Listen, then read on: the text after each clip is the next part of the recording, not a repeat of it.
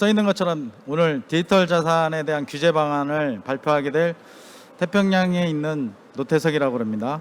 여기 목차에 있는 것처럼 지금 떠오르고 있는 디지털 자산이라는 게 과연 무엇인지, 그리고 디지털 자산이라는 게 어떤 종류가 있는지 한번 살펴보고, 그 다음에 현재 규제 당국에서 디지털 자산에 대한 태도가 어떤 흐름에 있는지, 그리고 앞으로 계속 등장하게 되는 디지털 자산에 대한 규제를 과연 현재와 같이 가져갈 건지 아니면 새로운 규제 방안을 모색을 해야 될지에 대해서 발표해 드리도록 하겠습니다. 첫 번째로 살펴볼 게 이제 디지털 자산이 그럼 과연 뭔지, 디지털 자산이라는 게 뭔가 특징이, 그리고 어떤 게 있는지 살펴보도록 하겠습니다. 디지털 자산, 말 그대로 디지털화된 자산을 말하는 거겠죠. 뭐 되게 쉬운 개념인데, 디지털화돼 있다라는 거는 이게 실물 형태로 존재하는 게 아니라 버추얼 형태로 존재한다는 거죠. 그 다음에 디지털 코드화돼 있는 자산을 의미하는 건데, 그러면 자산이 뭐냐? 뭐 이건 재산적 가치가 있으면 자산으로 인정이 되겠죠. 그래서 지금 현재 우리 비트코인과 같은 가상 자산을 자산이라고 그러잖아요. 실체가 없는 가상, 버추얼 에셋이라고 그래서 가상 자산이라고 하는데, 그것도 디지털 자산의 한 형태가 되겠죠. 그래서 디지털 자산의 개념적 요소는 재산적 가치가 있는 자산을 디지털화 했다고 이해하시면 됩니다. 그러니까 어떤 형식으로 활용되느냐, 그 기능이 무엇이냐에 따라서 이제 종류가 나눠지게 되겠죠. 그래서 여러분들이 잘 아시는 최근에 이제 등장하기 시작한 NFT도 디지털 자산의 한 유형이라고 할 수 있습니다. 그래서 디지털 무형의 유무형의 자산이 디지털 자산인데, 여기서 고민을 해봐야 될 포인트가 있습니다. 그러면 재산적 가치가 없는 거는 디지털 자산이 아닌가? 이게 고민되는 거죠. 그냥 단순히 실질적인 경제적 가치만 있고 아니면 정서적 가치만 있는 이런 거를 디지털화해서 토큰화한 경우 이걸 디지털 자산이라고 볼 수가 있는지, 이거는 좀 생각해 볼 문제입니다. 그러나 명확한 개념으로는 재산적 가치가 있는 자산, 이거를 디지털화하면 그게 바로 디지털 자산이라는 거죠. 그래서 이런 디지털 자산을 형태에 따라서 나누면 그냥 개념적으로, 그냥 직관적으로 알 수 있는 게, 이게 어떤 걸 결제하는 데 쓰인다, 즉 지급수단으로 활용된다, 그러면 이건 디지털 머니, 소위 말하는 디지털 화폐라고 할 수 있겠죠. 그 다음에 우리 게임 아이템을 디지털화해서 디지털 아이템으로 쓰는 경우도 많이 있잖아요. 지금 요 옆에 행사장 보시면 디지털 아이템으로 개발해서 행사 소개하시는 분도 계시니까. 그 다음에 비트코인 이더리움처럼 실제 생활에서 지금 활용되고 있는 가상자산이라고 정의되는 그런 종류가 하나 더 있습니다. 그 다음에 최근에 등장하기 시작한 실물자산, 부동산이나 미술품, 이런 실체가 있는 실물자산에 기반해서 발행되는 디지털 자산이 또 있습니다. 굉장히 어렵죠. 종류가 굉장히 다양하고. 그 다음에 무체재산권, 지식재산권이라는 무체재산권을 기반으로 발행되는 디지털 자산도 있습니다. 그리고 데이터 그 자체가 자산이 인정되는 경우도 있어요. 그래서 이런 형태에 따라서는 이렇게 다양하게 분류를 할 수 있고, 기능에 따라서는 세 가지 범주화를 할 수가 있습니다.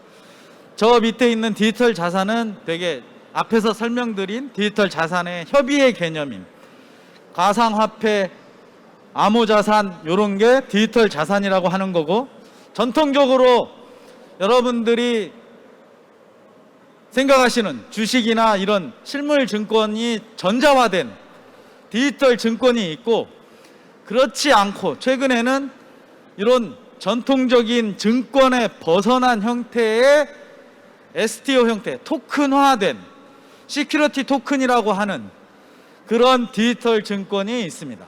그리고 NFT를 이용해서 많이 발행되는 콘텐츠, 문화 상품이라든지 게임 상품이라든지 퍼블리시티권이나 이런 콘텐츠에 기반해서 발행되는 디지털 자산도 있습니다. 그래서 범주화를 하면 저렇게 세 가지로 범주화를 할 수 있을 겁니다. 근데 이게 굉장히 다양하고 기능도 쓰임도 여러 가지이기 때문에 딱 요걸 뭐라고 하나로 규율하는 것은 대단히 어려운 일이고 쉽지 않은 일입니다. 그렇기 때문에 규제 환경이 굉장히 어려운 부분이 있는 거죠. 그래서 이러한 디지털 자산에 대한 규제 당국의 스탠스는 어떻게 되는지 간략하게 살펴보도록 하겠습니다. 발표하기 전에 말씀드리자면 되게 규제 방향에 되게 불만이 많으신 걸로 알고 있습니다. 제가 태평양에 있기 전에 전 직장이 금융위원회였는데 되게 항의도 많이 받고 많이 불려가서 설명도 많이 드리고 했지만 역시 규제 당국의 스탠스에 대해서는 그렇게 100% 만족하시는 분이 한 분도 안 계셨거든요. 그래서 앞에 세 가지 기능에 따라 분류한 디지털 자산과 디지털 증권, 그 다음에 디지털 콘텐츠, 요거에 대한 규제가 어떤 식으로 지금 진행되고 있는지 그걸 잠깐 살펴보면 이제 디지털 협의의 디지털 자산의 대표적인 형태가 여러분들이 잘 아시는 비트코인이나 이더리움 이런 알트코인과 같은 가상자산, 특근법이라고 하는 가상자산의 정의가 되어 있죠. 경제적 가치를 지닌 것으로서 거래되거나 이전 가능한 전자적으로 이전 가능한 것을 디지털 자산이라고 이렇게 정의하죠. 그래서 버추얼 애셋 정의가 지금 특근법에 있습니다. 근데 이거는 특근법은 목적이 자금 세탁 방지가 문제거든요. 그러니까 제도화를 하나 이런 게 아니라 단순히 규제 목적이 자금 세탁 방지에 있다라는 그런 측면에서 그거를 규제 대상으로 삼아서 정의한 거죠. 그러니까 현재까지 법적으로 가상자산에 대한 제도 관련된 규정은 없다고 보시면 됩니다. 그러니까 거래나 이전이나 이런 걸 공시하거나 우리가 분쟁이 생겼을 때 어떻게 처리해야 되는지 그런 것, 계약의 체결과 종료에 이르는 전 과정을 다루는 그런 제도는 아직까지는 마련되어 있지 않습니다. 다만 현재 이런 문제점 때문에 국회에서 입법을 하는데 무려 10개의 법이 나와 있죠. 되게 다양한 형태의 법이 나와 있습니다. 전자금융거래법을 개정한 안, 아니면 별도의 가상자산의 특성에 맞는 별도의 법을 입법하신 분도 계시고, 아니면 기존 법에 편입해서 대응하는 방식으로 입법하신 분도 계십니다. 그래서 입법 대응 방식도 되게 다양하게 나타나고 있습니다. 그 다음에 이제 가장 문제가 되고 있는 게 디지털 증권입니다. 디지털 자산 중에서 소위 STO라고 하는 시큐리티 토큰, 이거는 기존에 규제에 편입되어 있는 증권이 디지털화 되어 있다고 보면 제도 내에 있다고 인정이 되는 부분이죠. 그래서 어떤 토큰이 증권성을 갖는다, 그러면 당연히 규제 틀에 들어와서 규제를 받아야 되는 게 맞는 거죠. 그러나 아쉽게도 규제 당국은 오케이, STO 다른 나라는 인정하지만 아직까지 우리나라에서 실질적으로 인정을 하지 않고 있는 게 문제인 거죠. 다만 규제 샌드박스를 통해서 최근에 이제 카사나 루센트블록이나 펀드블록에서 부동산 수익증권 발행 신탁을 이용한 디지털 수익증권, 소위 말하는 디지털 유동화 증권에 대해서는 간접적으로 샌드박스라는 제도를 통해서 우선 시범적으로 인정을 해주고 있는 상황입니다. 이게 잘 안착이 되면 제도화까지 되게 급진전되겠지만 아직까지 제도화 문턱까지만 와 있는 게 현실이죠. 증권에서 가장 문제되는 건 뭐냐면, 한 가지를 쪼개서 여러 사람이 나눠서 투자를 하고 거기에 따른 수익이 발생하면 그걸 분배하는 거, 이걸 소위 투자계약증권이라고 그러는데, 이 투자계약증권이 증권의 한 형태거든요. 자본시장법에는 6가지 증권이 있는데 대표적인 대표적인 포괄적인 개념을 가지고 있는 증권이 투자계약증권이거든요. 근데 이 투자계약증권 개념은 있어요. 자본시장법에도 있고, 심지어 다른 나라에서는 투자계약증권으로 ST, 시큐리티 토큰을 규제하고 있는 상황이지만 우리나라에서는 아직 인정을 안 해요. 특히 대표적으로 인정 안 하는 경우가 뭐냐면, 증권을 발행하게 되면 증권신고서를 제출해야 되거든요. 감독원에 증권신고서를 제출해야 되는데 증권신고서 수리를 안 받아줘요. 문제가 많죠.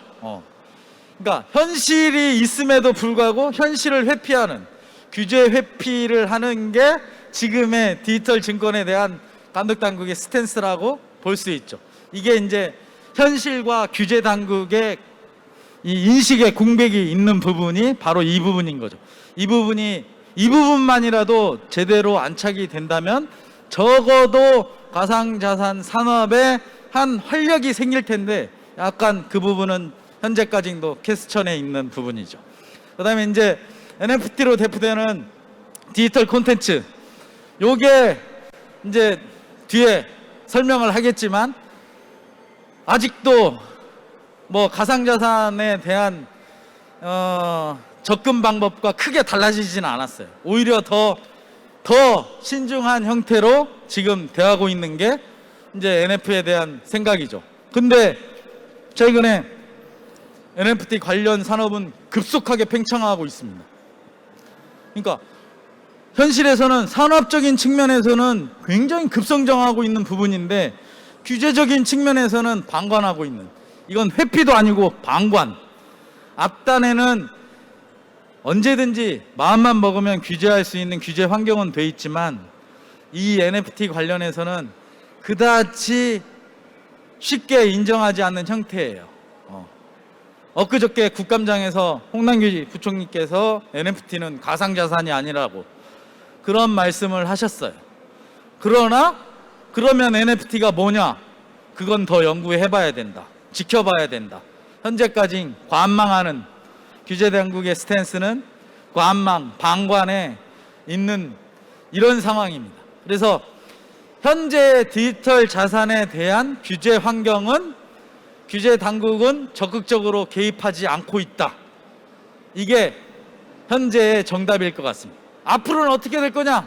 그게 오늘 발표할 주제의 내용과 맥을 같이 하는 거죠. 그래서 가장 이러한 규제 방식의 문제점이 뭐냐? 여러분도 다 아마 이 자리에 계신 분 중에 관련 산업에 종사하신 분도 계실 거예요. 그리고 실제 이거에 대한 관심이 굉장히 많으신 분도 계실 텐데, 가상자산에 대한 규제 태도의 가장 문제점은 뭐냐면 너무 소극적이야. 현실에서 거래량이 계속 증가하고 다른 나라도 인정하고 있는, 점차적으로 자기네 각자 규제 틀 내에 포섭하고 있는 상황이지만 우리는 죽어도 지금 나가려고는 하지 않죠. 그런데 필요한 부분에서만 골라먹듯이 규제를 하는 거죠. 대표적으로 과세 정책이죠. 과세 정책. 내년부터 과세가 이루어지는데 과세하겠다 이거야. 왜? 재산이다 이거야. 당연히 거기에 따른 수익이 나오고, 수익이 있는 곳엔 당연히 과세가 이루어져야 되는 원칙을 적용을 하는 거죠. 과세 당국은 그래서 과세를 합니다. 과세. 되게 준비를 많이 해야 되겠지만 내년부터 시행하는 게 유예되지 않고 바로 1월 1일부터 적용하도록 돼 있죠. 그래서 자산성은 인정하고 있어요. 디지털 자산에 대한 자산성은 인정을 하고 있는데, 대표적으로 가상자산에 대한 과세 방안은 이미 정립이 돼 있다는 거. 그러면 두 번째는 뭐냐면, 가상자산에 대한 투자를 마음 놓고 할 수 있느냐? 실질은 그렇지 않습니다. 금융투자 상품으로 보냐? 안 봅니다. 그러면 그걸 가상자산을 기초자산으로 하는 ETF나 펀드 상품 이런 거 만들 수 있느냐? 안 됩니다. 왜? 하지 말라고 그랬으니까. 당국에서는 금융회사들한테 가상자산 관련된 투자 활동을 하지 말라고 이미 2017년부터 스탠스를 유지하고 있습니다. 2017년 12월이니까 2018년부터 시작됐다고 하고 지금 벌써 3년의 시간이 흘렀습니다. 3년 동안 환경이 얼마나 바뀌었습니까? 가상자산에 대한 환경은 엄청 바뀌었어요. 3년 전이랑 완전 다르거든요. 그런데도 여전히 가상자산에 대해서는 자산은 인정하지만 그게 거래 현실에서 인정되는 거는 우리는 인정할 수 없다라는 스탠스죠. 아쉬운 부분이에요. 아쉬운 부분. 네. 그리고 이제 앞에서도 설명하고 저 뒤에 이으신 분도 설명하겠지만 최근에는 토큰 기반의 디파이, 탈중앙화 금융으로 디파이가 떠오르고 있는 하나의 또 산업입니다. 그런데 그 부분에 관해서는 우리 특근법이 적용할 수가 없어요. 저기 써 있는 것처럼 가상자산을 이용해서 애취를 받아가지고 대출해 주는 것, 담보, 이런 유사, 가상자산을 활용한 유사 금융 서비스에 대해서는 특별히 규제할 방법이 현재로는 없어요.